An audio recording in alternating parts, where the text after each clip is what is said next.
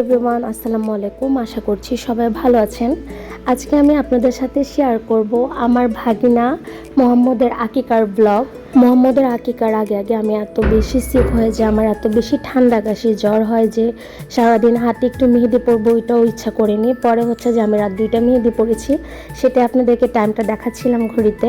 যেহেতু মোহাম্মদের আকিকাটা মাশাআল্লাহ অনেক বড় করে করা হবে, 1400 লোকের আয়োজন, সেই জন্য মোহাম্মদের আকিকাটা করার জন্য আপুরা কিন্তু 3 দিন আগে গ্রামের বাড়িতে চলে যায়। আর মোহাম্মদের আকিকাটা ছিল শুক্রবারে, আর আমরা হচ্ছে তার আগের দিন বিকালে চলে যাই, মানে বৃহস্পতিবারে। মেজো আপুর হচ্ছে 2 মেয়ের পরে মাশাআল্লাহ একটা মাত্র ছেলে হয়েছে। আর আমরা সবাই হচ্ছে নানু বাড়িতে ওকে ডাকি মোহাম্মদ, আর দাদু বাড়িতে ওকে সবাই ডাকে জায়ান। তো হচ্ছে আমরা একটু আগে চলে আসছি, আর দুলা ভাইরা সবার লাস্টে আসছে, বড় দুলা ভাইরা। বাসায় কিছুক্ষণ বসার পর মেজো দুলা ভাই বলছে চলো জায়ানের আকিকার 2টা গরু কিনেছি, সেটা তোমাদেরকে দেখিয়ে আনি। তো আমরা সবাই একসাথে চলে গিয়েছি জায়ানের আকিকার গরু দেখার জন্য। এখানে 2টা গরুই হচ্ছে আকিকার জন্য জবে করা হবে। তো এখানে আমরা কিছুক্ষণ বসে তারপরে উঠানে এসে দেখি এখানে সবজি কাটাকাটি চলছিল। তখন কিন্তু একদম সন্ধ্যা হয়নি, সন্ধ্যার আগ মুহূর্ত থেকে হচ্ছে সব কাজ স্টার্ট হয়ে যায়। একটু পাশে গিয়ে দেখি যে বাবুর্চি মামা এখানে দুধ বলক উঠাচ্ছিল, কিছুক্ষণ পরে যেহেতু দই বসাবে। আর এই যে এই পাতিলে হচ্ছে তেল ঢালা হচ্ছিল। তো বাবুর্চি মামাকে জিজ্ঞাসা করলাম এখানে কি রান্না হবে। তো মামা বলছিল যে আমাদের রাতের খাবার বিরিয়ানি রান্না করা হবে। আমাদের রাতে সবার ডিনারের জন্য কিন্তু বিরিয়ানিটা বাবুর্চি মামাই রান্না করেছে। সবাই যার যার মতো ব্যস্ত ছিল। এখানে মেজো আপুর শাশুড়ি আর হচ্ছে বড় আপুর খালা শাশুড়ি, ওরা সবাই বসে হচ্ছে একসাথে আড্ডা দিচ্ছিল। পাশের উঠানে গিয়ে দেখি যেখানে সব বাচ্চা কাচ্চারা একসাথে খেলা করছিল, আর আরেক পাশে হচ্ছে সবাই একসাথে বসে আড্ডা দিচ্ছিল। আর হচ্ছে এক পাশে টেবিল সব রাতের মধ্যেই গোছানো হয়ে যাচ্ছিল, যেহেতু সকাল সকাল হচ্ছে 12টা বা 1টার মধ্যে খাবার স্টার্ট হয়ে যাবে।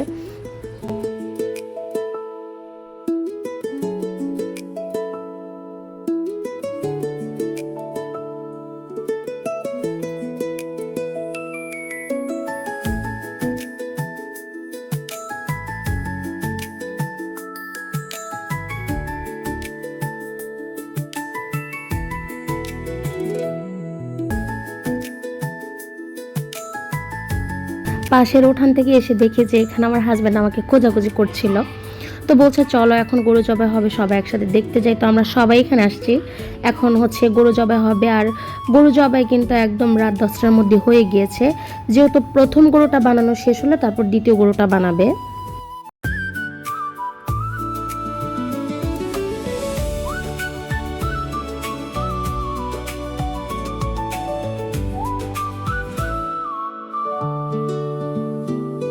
বিরিয়ানি চলে এসেছে, এখন হচ্ছে আমরা সবাই রাতের ডিনারটা করে নিয়েছি। এখন হচ্ছে এখানে গরু বানানোর কাজ চলছিল। তো প্রথম গরুটা হচ্ছে মোটামুটি অর্ধেক এখন বানানো হয়েছে। আর আমার না মেজো আপুর বাসায় যাওয়ার পর এত বেশি অসুস্থ হয়ে যায় ঠান্ডার কাশির জন্য। তারপর দুলাভাই হচ্ছে মনে করে আমার জন্য উঠান থেকে চা পাঠায়। ওখানে যেহেতু দুলাভাইয়ের সব কাজিনরা ছিল, তারপর হচ্ছে আমার হাজব্যান্ড, আমার বড় দুলাভাই সবাই ওখানে ছিল। তো ওখানে হচ্ছে সবাই চা খাচ্ছিল, ওইখান থেকে দুলাভাই আমার জন্য চা পাঠিয়েছে। তারপরে আমি কিছুক্ষণ রেস্ট করে আবার বাসার বের হয়ে গিয়ে দেখি যে এখানে অর্ধেক গরু কাটা হয়েছে, তারপর হচ্ছে মাপার কাজ চলছিল। আর আরেক পাশে হচ্ছে রোস্ট অর্ধেক ভাজা হয়েছে, আরও বেশ খানিকটা ভাজা বাকি আছে।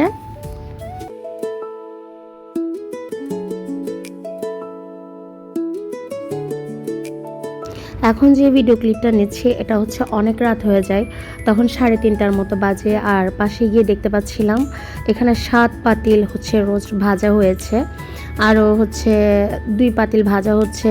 টোটাল 8-9 পাতিলের মতন রোস্ট তখন ভাজা হয়েছে। আরও নাকি বাকি ছিল, আমি বাবুর্চি মামাকে জিজ্ঞেস করেছিলাম।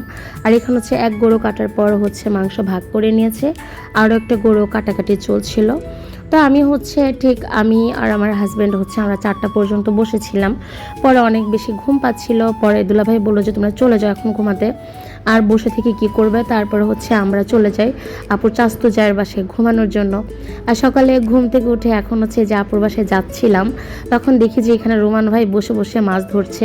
রোমান ভাই রাত 4:30টায় আমি দেখে গিয়েছি যে মাছ ধরছে। তো আমি আর আপু হচ্ছে উঠান থেকে বাবুর্চি মামা ডাক দেয়। যাওয়ার পর আপুকে বলছিল টেস্ট করে দেখেন যে প্রথম পাতিলের রান্নাটা কেমন হয়েছে। তা আপু বলছে যে করতে হবে না, পরে বাবুর্চি মামা জোর করে বললো একটু টেস্ট করার জন্য। তারপর হচ্ছে আপু একটু টেস্ট করে দেখলো কেমন হয়েছে রান্না। আর হচ্ছে এখানে সব রান্না বান্না করার পর রাখা হয়েছে।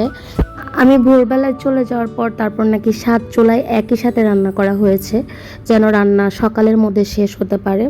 তো বাসায় আসার পর আমি আমার হাজব্যান্ড আমরা সবাই একসাথে হচ্ছে আমাদের ব্রেকফাস্টটা করে নিচ্ছিলাম। তো সকালে ব্রেকফাস্টে ছিল হচ্ছে ব্রেড, কলা, মিষ্টি আর চা। চা ছাড়া তো আমাদের বোনদের কোনোভাবেই চলে না।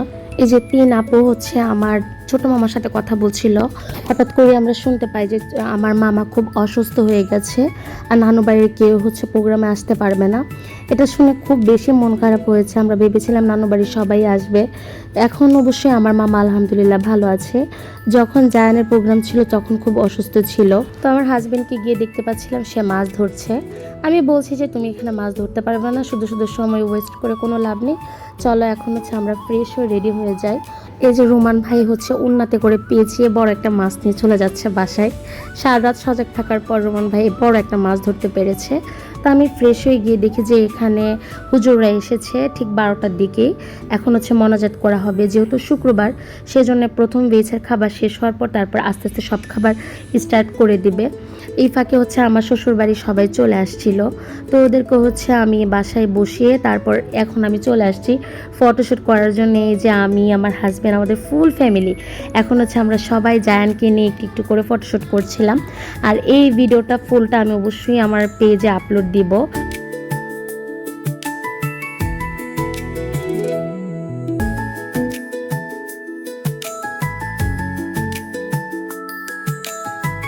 তো আমাদের ফ্যামিলির সবাই হচ্ছে আমরা খেতে চলে আসছি। তো দুলাভাই বলছে যে নামাজের পর এত ভিড় হবে যে তোমরা খেতেই পারবা না। তো নামাজের পরে সত্যি আমি যাওয়ার পর দেখতে পাচ্ছিলাম যে একটা টেবিলও খালি নাই। তারপর নাকি অনেক মানুষের ভিড় হয়। তারপরে আমি আর ওইদিকে যাই নাই, কারণ ওই দিন অনেক বেশি মানে গরম ছিল আর বাসা থেকে বের হতেই একদম ভালো লাগছিল না। তো তারপর হচ্ছে গিয়ে দেখি যে এখানে আমার চাচুরা আসছে, তারপরে আমার আব্বু, ওরা সবাই একসাথে বসে এখানে আড্ডা দিচ্ছিল। তো পাশে গিয়ে দেখি যে এখানে সবাই যার যার মতো ফটোশ্যুট করছিল। তো আমার ভাগ্নিরা আসছে হচ্ছে ওদের আঙ্কেলের সাথে, ওরা হচ্ছে বাইক দিয়ে ঘুরতে যাবে। সবাই একটু একটু করে হচ্ছে আঙ্কেলের সাথে বাইকে ঘুরে আসছে। সবার প্রথমে নোয়া বসেছে।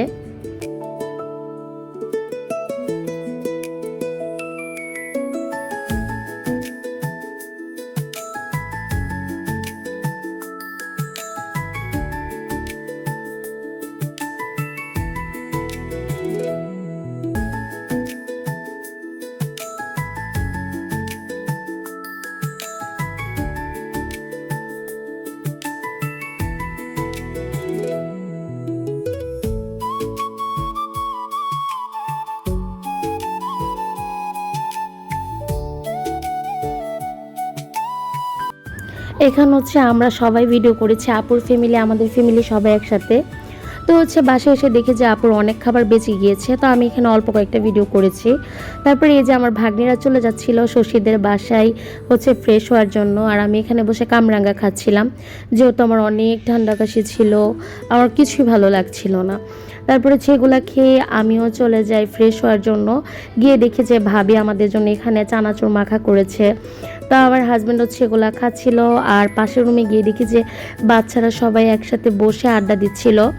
তো ভাবি হচ্ছে আমাকে আবার রং চা বানিয়ে দিয়েছে। তো শশীদের বাসায় কিছুক্ষণ হচ্ছে রেস্ট করে তারপর হচ্ছে আপুদের বাসায় চলে আসছি। আসার পরে আপু হচ্ছে সবাইকে আমাদেরকে লেচু, আম এগুলো নাস্তা করতে দেয়। তো যেহেতু অনেক রাত হয়ে যায়, তারপর হচ্ছে আমরা রাতের ডিনারটা করে নিয়েছি। তো ডিনার করে তারপর আমি আবার রাত্রিবেলা শশীদের বাসায় ঘুমাতে চলে যাই। আর আমার না শশীদের বাসা থেকে এই যে বাইরের যে ভিউটা, ওটা অনেক অনেক বেশি ভালো লাগে।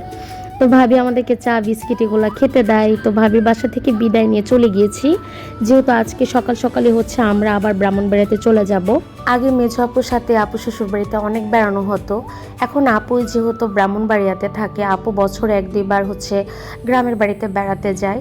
তো আমরা অনেক বছর পরেই এসেছিলাম আপুর গ্রামের বাড়িতে। তো আমরা আজকে চলে যাব, আর আপু 2 দিন পরে যাবে। আর সবাই আমার ভাগিনা জায়ানের জন্য অনেক অনেক দোয়া করবেন, আল্লাহ যেন তাকে সবসময় খুব বেশি ভালো লাগে। আর জায়ান ভাবছিল যে সে আমাদের সাথে চলে যাবে, সে খুব খুশিতে ছিল। আমরা সবাই একসাথে এসেছি, আবার সবাই একসাথে যাচ্ছি।